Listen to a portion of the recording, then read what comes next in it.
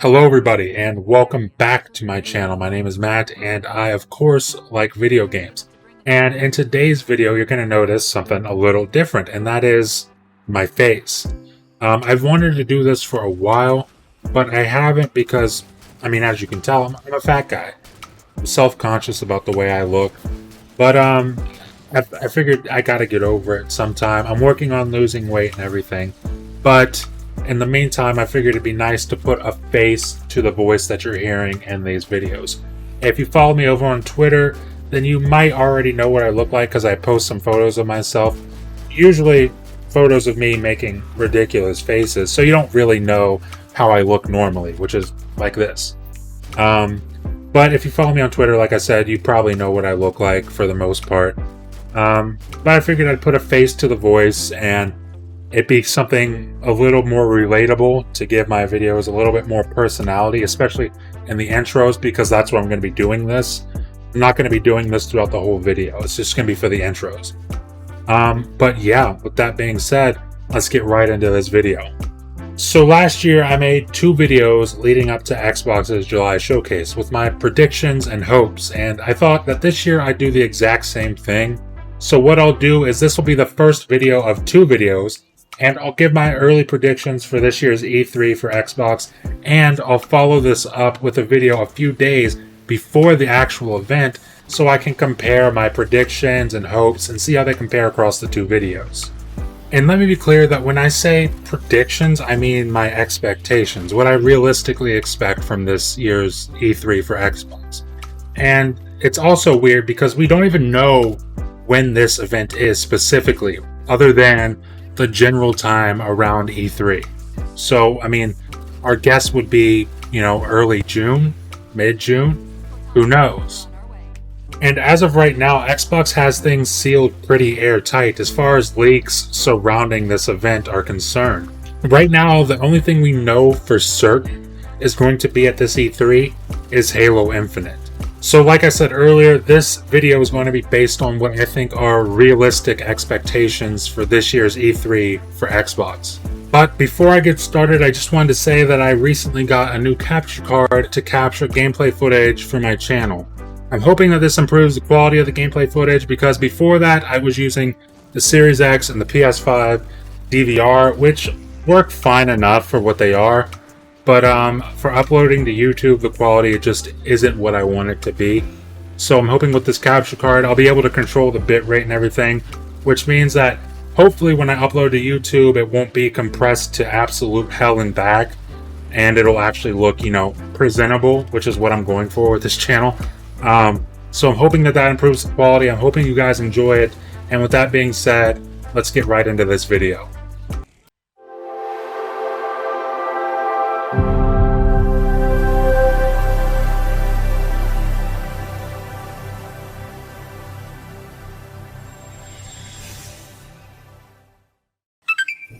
So first up, just like last year, I'll go with the most obvious thing that we can count on being seen at Xbox's E3, and that's Halo Infinite, of course. After its showing last year with promising gameplay but underwhelming graphical fidelity, people will be eager to see what 343 have been working on over this extra year of development for the game.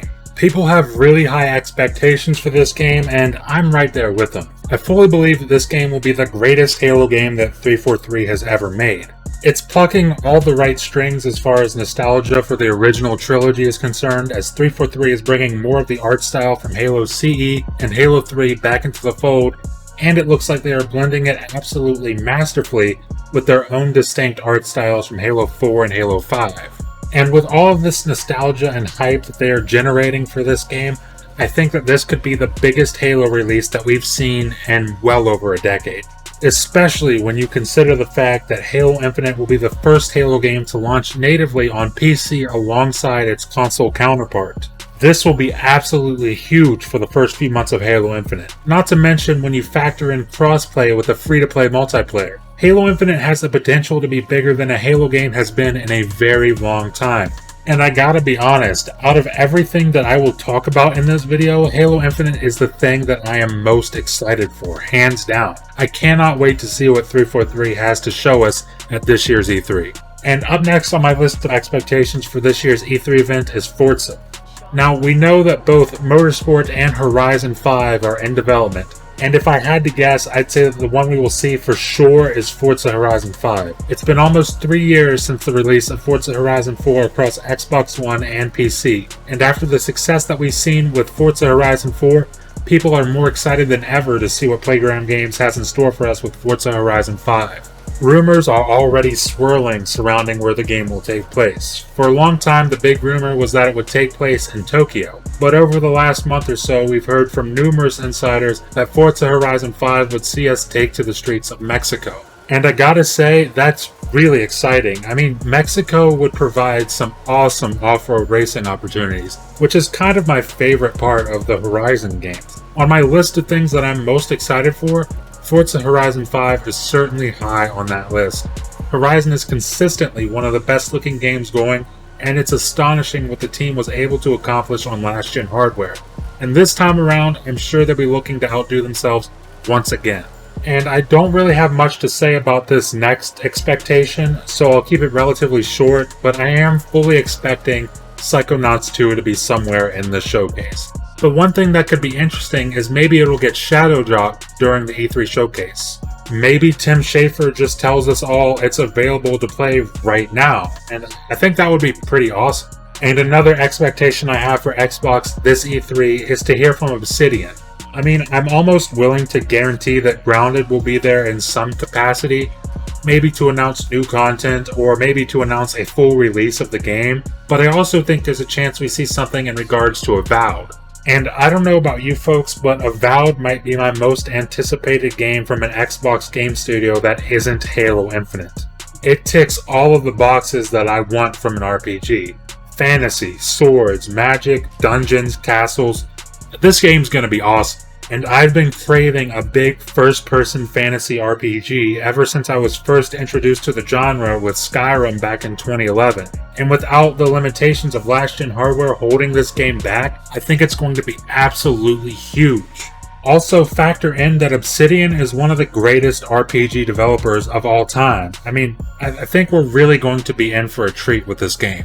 And my next prediction is something to do with Xbox Global Publishing. I mean, we've heard tons of rumors surrounding the possibility of Xbox publishing various games. We've heard rumors of a new Kojima game being published by Xbox. We've heard of some sort of new connected world fantasy RPG featuring dragons from IO Interactive, which would be absolutely insane.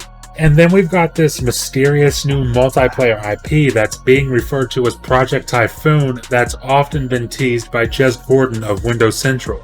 And this is only 3 things. I'm sure there's plenty more that Xbox Global Publishing has in the works, and only time will tell. But I'm sure that we'll see Xbox Global Publishing at E3 in some form or fashion.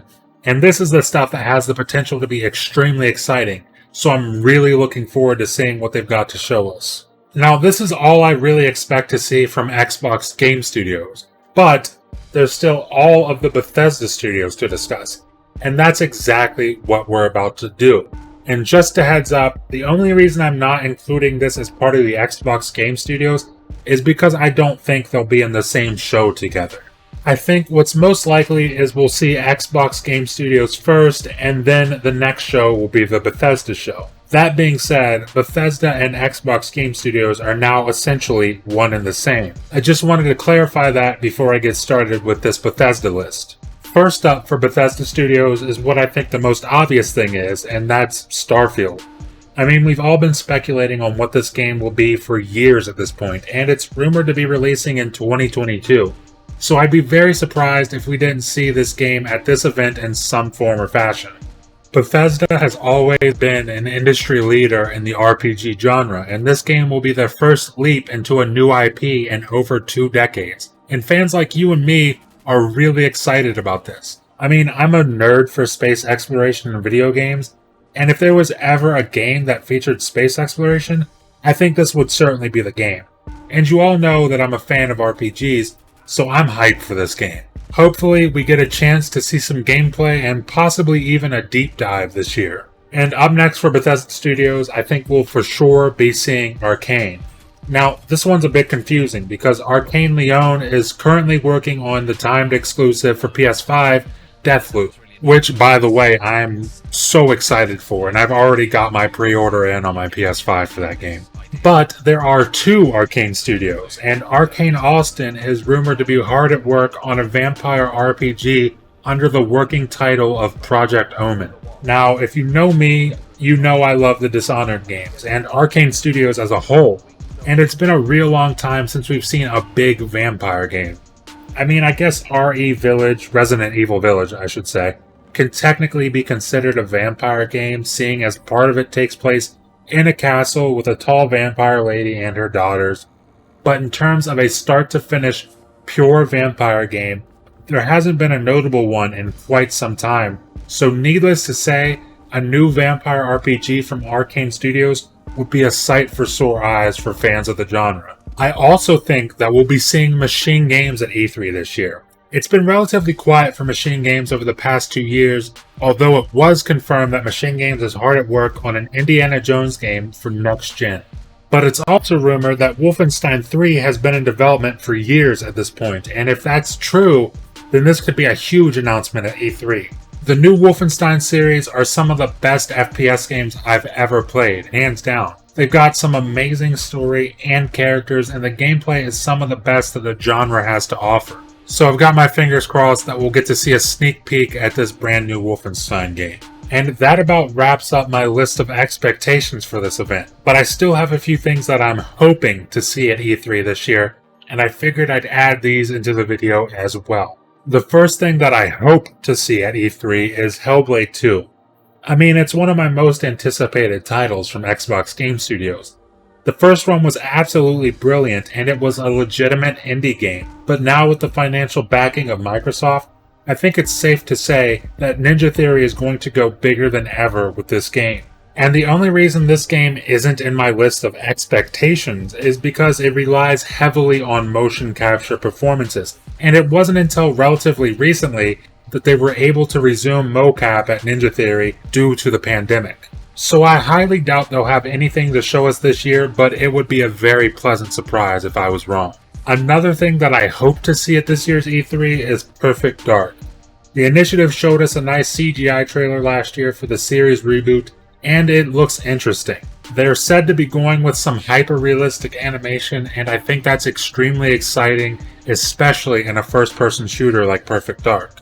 Now, I very much doubt that we'll be seeing anything from the initiative at this year's E3, outside of maybe a dev diary video or something like that. I think realistically that the game is probably slated for late 2023 or early 2024. That being said, I do remember a post on Twitter by a former employee at the initiative, Drew Murray, who by the way is an awesome dude and you all should go follow him. But I remember a post from him that his child was already playing a build of the initiative's game, and this was back in September. Not to mention the photo of Drew Murray watching Phil Spencer play the game way back early last year, even before the pandemic officially kicked off, and this was back in like February 2020. So we definitely know that the game is in a playable state of some sort and has been for at least a year. So maybe I'm wrong and the game comes out much earlier than expected, but either way, I wouldn't expect to see much from them this year. And up next is Compulsion Games' new AAA IP. Now right now there is very little known about this game. In fact, we know absolutely nothing about it. We don't know the genre, the setting, the gameplay loop, anything. But what we do know is that Compulsion is incredibly creative. I think that they had a really awesome idea with We Happy Few, but they just didn't manage to stick the landing the way they wanted to. But with Microsoft backing them financially on this next project, I'd expect it to be a massive step forward for the studio, and I'm looking forward to seeing what the project is, though I doubt we'll be seeing it anytime soon. And then my final hope for this year's E3 is Fable. It's one of the most beloved Xbox franchises of all time, and rightfully so. I mean, the first two games were absolutely fantastic RPGs for their time, featuring choices that really affected the different outcomes of the game. You could play as an evil maniac or a heroic adventurer. It was really up to you, and it featured some fantastic humor. And we saw the CGI trailer last year, and we've known that Fable has been in production since at least 2018, so I'd imagine that a 2023 release date is relatively realistic. But I don't think we'll be seeing anything big from Fable this year, seeing as I think Xbox wants to keep some bullets in the chamber for when these consoles are readily available and the semiconductor shortage isn't an issue. But that's about it for this video. What do you folks think?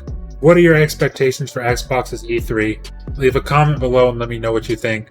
Leave a like if you liked the video, and please remember to smash that subscribe button and ring the bell because it really helps the channel out a ton. Thank you for watching, and I'll see you on the next video.